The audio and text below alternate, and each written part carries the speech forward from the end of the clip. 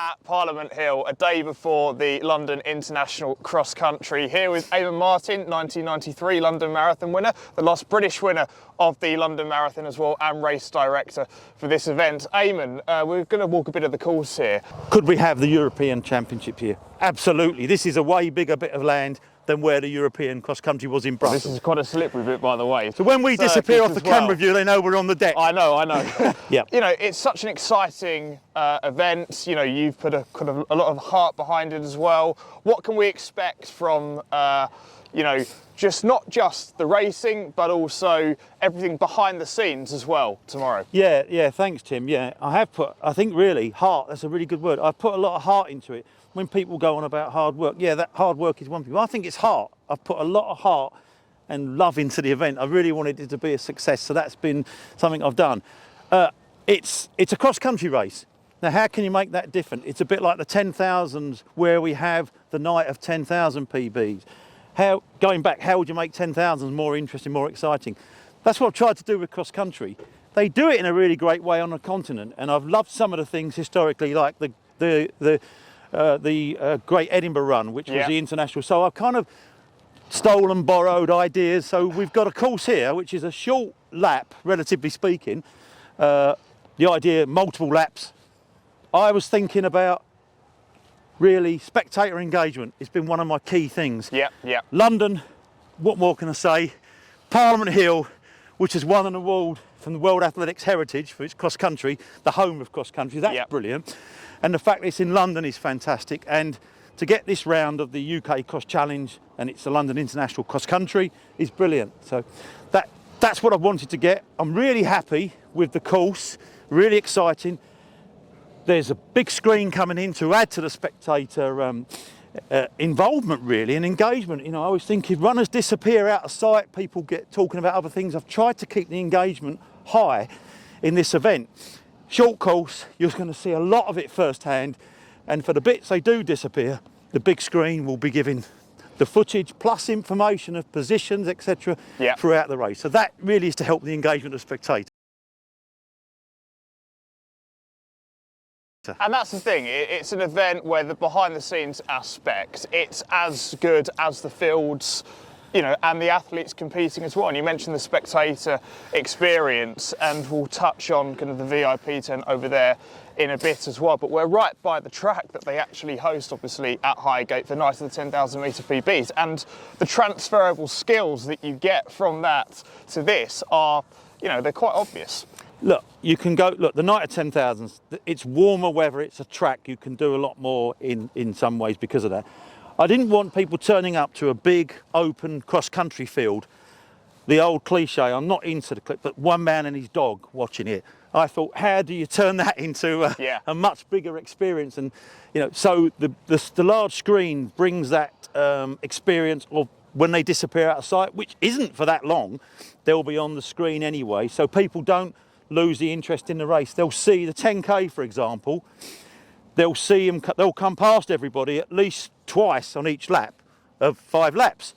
They'll still be able to see them when they're a little bit further away, and the screen enhances it. So I wanted you close, you're up close and personal, if you like, to the runners. That was really important to me. And then if you went to rugby, football or some other sports in the afternoon to watch it, you can grab a beer. So I've got a beer tent.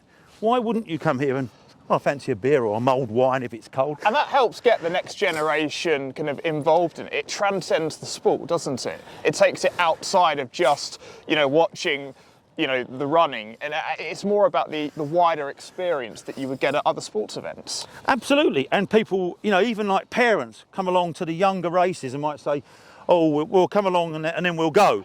No, I've tried to mix up the timetable a little bit deliberately, and you know that I'm not saying this will be it going forward, but I thought mix it up a little bit. I've got the key, let's say the senior men's and senior women's races, smack bang in the middle of the day, 12:15 and 1 o'clock, and there's races after and races before, deliberately to try and get. Oh wow, that was a great race. Watching that race, I didn't disappear after my youngster ran in the morning. Why would you stay here? Because there's food, because there's a beer tent, there's tea, coffee. You know, all these things to say, well, this is good, this is a great atmosphere. And behind us there'll be a TV with the results kind of showing as well, just to give people an idea of the live kind of goings on right now. well, tomorrow what happens. I mean, that's so important. It is. It's a bit like, look, I'm a football fan, okay? I go in the football stadium. Spurs fan, but we won't mention that anymore. Season ago, and when you're in the stadium and VAR comes up, you do not know what's going on. And I've got people all around me messaging people at home in pubs to find out what's going on. That just isn't really good enough. And I'm talking about here, you want to be here and know what's going on. Someone at home might sort of watch the stream and say, oh, I'm getting a commentary, I know what's going on. We've got a fantastic young man doing the live commentary here, but I want the benefits of the screen going to everybody here. So the large screen will help that. You'll know what's going on. You won't be kind of divided from the action that people know more about at home. I didn't want that. So that's one of the key factors. And I've really tried to think very, very hard about that. And the inspirations behind this, what was, being race director of this London International cross-country event, part of the British Athletics Cross-Country Challenge. You yourself, won the London Marathon in 1993. You've been around the sport for such a long time. What's your kind of view on where the sport is, generally, and, how did that inspire this event? Well, I mean, I think cross-country was maybe a means to an end for me. I ran in World Cross-Country Championships. I won 2 national cross-country titles and the UK, the first ever combined UK cross title where we had a GB team. Previously to 1988, it was the 4 home nations. So I've been through that. The sport, if you can get it right, the endurance and the discipline of training and racing for cross-country will definitely make an athlete better in the summer at the endurance events. And of course, this is year 1. This can't possibly be the inaugural event, yeah. It cannot possibly be the finished product. When you look at what Ben Pochi has done with the night at 10,000, how that has grown year on year and improved. So it's put a marker down, get the interest. How do we go from here? Love it to be a year 2. And we improve. But I think we're starting from a pretty good position when you think we've got university places up for grabs at the World University, and we've got the winners in World the men's cross country in Belgrade at the end of March. Absolutely, they make the World Cross Country team, make GB teams of World Cross Country. That gives it the kudos. Everyone matters here. It's not just the runners and the VIPs. It's the volunteers, the people who spend their time, producing the goods behind the scenes as well. Absolutely spot on, Tim. We're walking a course which I devised with members of Highgate Harriers. I told them what I wanted and they basically advised me. So it was partly me because of the short course and partly them with the ideas and what they could do. They're supplying all the marshals on the day. So that's fantastic. And of course, we have all the 30 officials to officiate it, 26 marshals to marshal it. That's a lot of people just involved in a cross-country event, which is actually, generally speaking, a short course. That shows you the sport, that's kind of 56 officials, or marshals and officials combined to make this happen. So it's fantastic. And we're walking in this amazing tent. It's not, kind of packed out yet with all the facilities, but this will be the tent where, Eamonn, explain. Okay, so coming down the course towards the finish, they'll be on this side. So this is the far marker. This is where we hope to have a collection of fans. So people on this side will be having beer. There'll be an atmosphere in here. The noise will reverberate around this. That's the idea. Bells, to get that pure cross-country feel that you would get at a European cross-country championships, for example. Absolutely. So they come down through the tent and you get spectators that side. And when they do the loop and they come back up, so this middle marker splits the course up and down. They'll be coming up on this side. So there will be athletes passing one another. There will be fans on this side as well, spectators, again. So we can get on both sides. Like you said, reverberating the tent, make noise. My wife and I have gone out and bought 50 cowbells. We're going to give them out to young people on the day.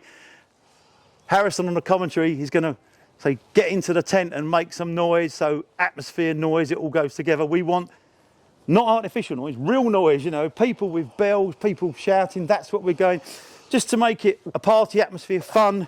Children, they run their race, maybe, we can ring the bells and all the top runners are coming through. Really to get that whole atmosphere and engagement.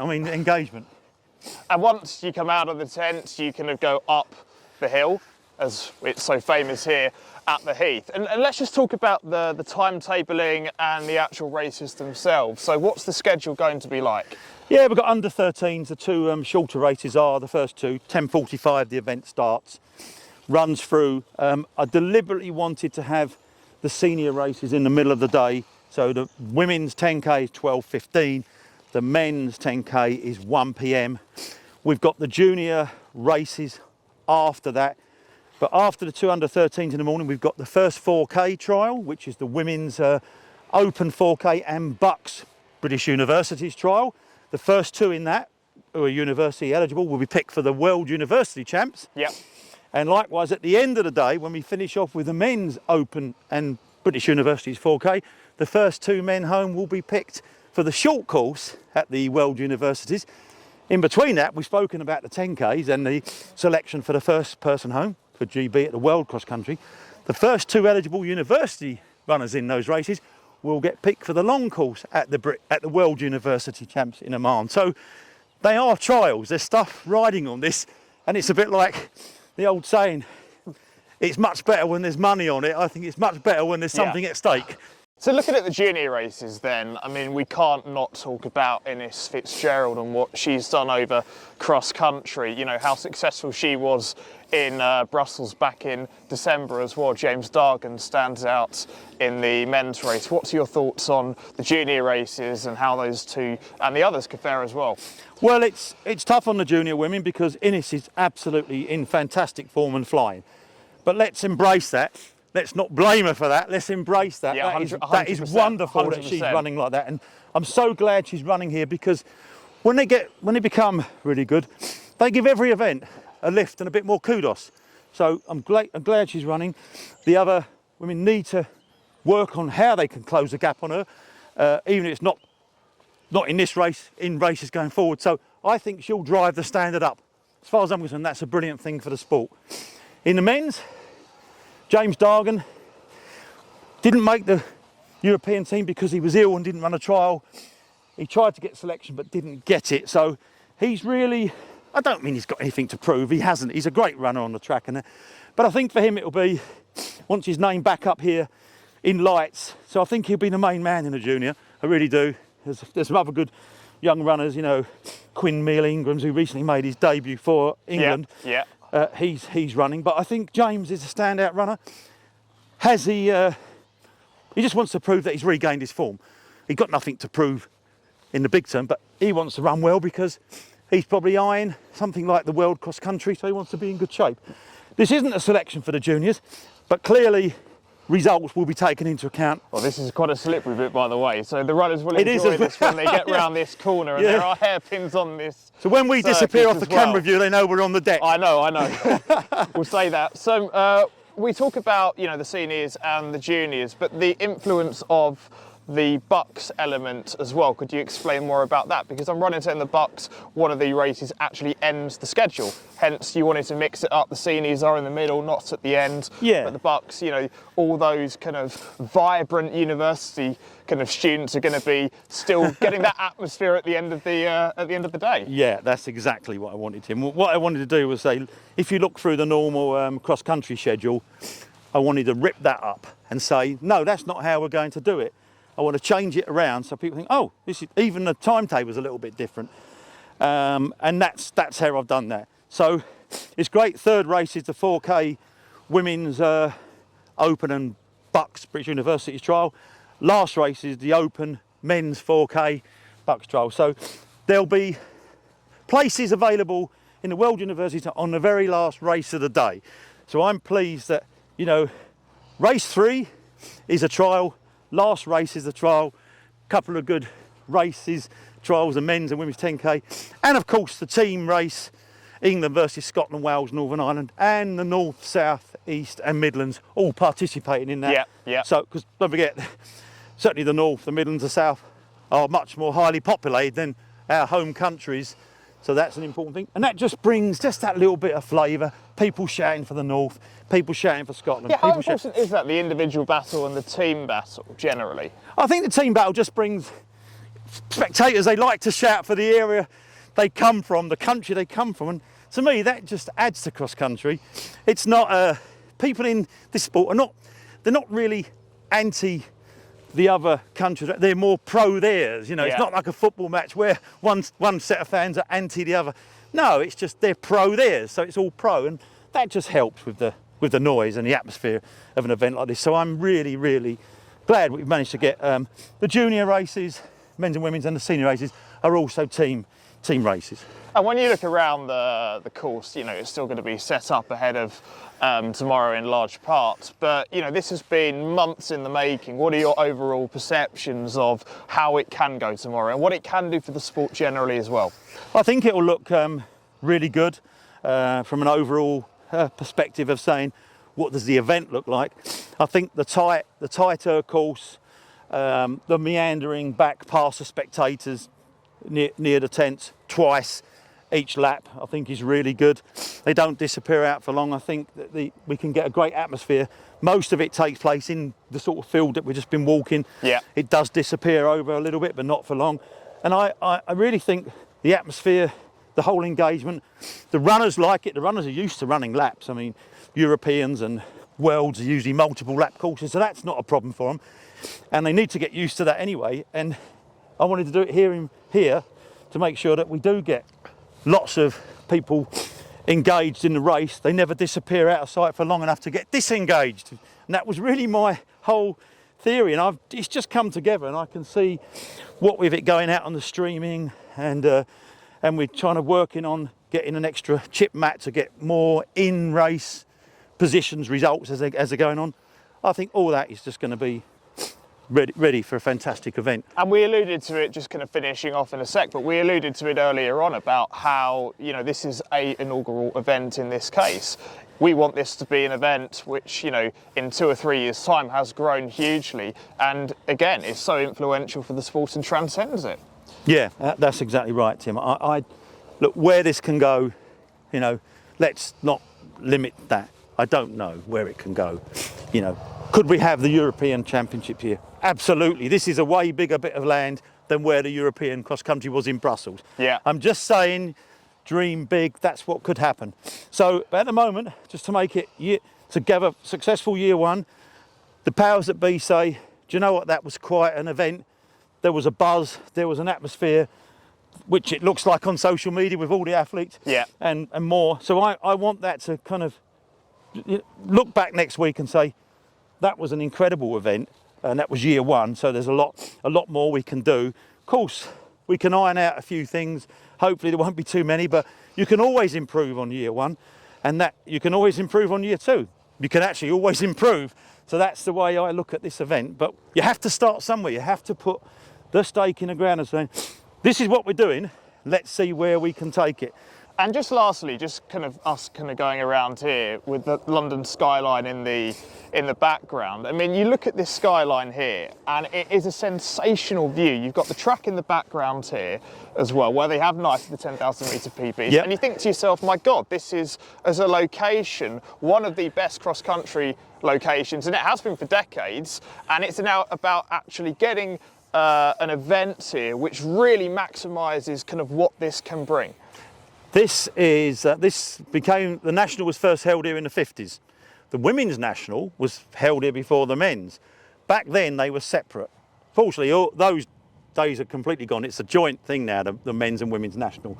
But the Women's National was here first, but the men's is it. And it become iconic. There's a World Athletics Heritage Plaque as the home of cross country over at the, which was awarded maybe 3 or 4 years ago. That's over at the main building where the workforce are. That says it all. The home of cross country. This is it. We're in North London, you know, Hampstead, shall we say, Highgate. But the view of the city, which isn't far away, certainly with the transport systems. I do want to come on to that as well, because, you know, you hold things around the country. Clearly, it's great for the rest of the country, but this is as close as you can get to sustainable. Yeah.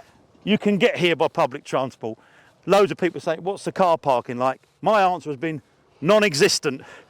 Non-existent. Get here by train. Come here in other means, you know. And of course, you know, there might be a few people we need to, you know, just through to disabilities and that. But what I'm saying is we're not broadcasting there's car parking, because there isn't. Sustainable. Come here by train. make it here by train, enjoy it, have a drink, go home by train. This is what we're saying. That's for the spectators, not for the athletes, of course. And just finishing off here, Eamonn, lastly, you know, this event, what it can do, it's going to be massive, isn't it? And where can we watch it? Well, it's on the, I mean, you can watch it via the British Athletics streaming site, so you can watch it on there. It's the blog we have, the Instagram page has got it, British Athletics, the UK Athletics Cross Challenge, it's on there for the link if you want to get it. So it is really easy to stream. It should look fantastic on the TV. They've put a lot of effort into it, making sure to get the key shots and that. So I think that's the best thing you can do, is watch it on it if you can't be here in person. Perfect, Eamonn, thanks so much for chatting. It's going to be an amazing event tomorrow. Of course, you can watch this on the YouTube, as Eamonn's just suggested. But we'll be here, AW will be putting this out on all of our social media channels, videos, interviews, insight, analysis. So stay tuned for that as well, and enjoy what's going to be an incredibly out of the box, if you like, cross-country event here at Parliament Hill.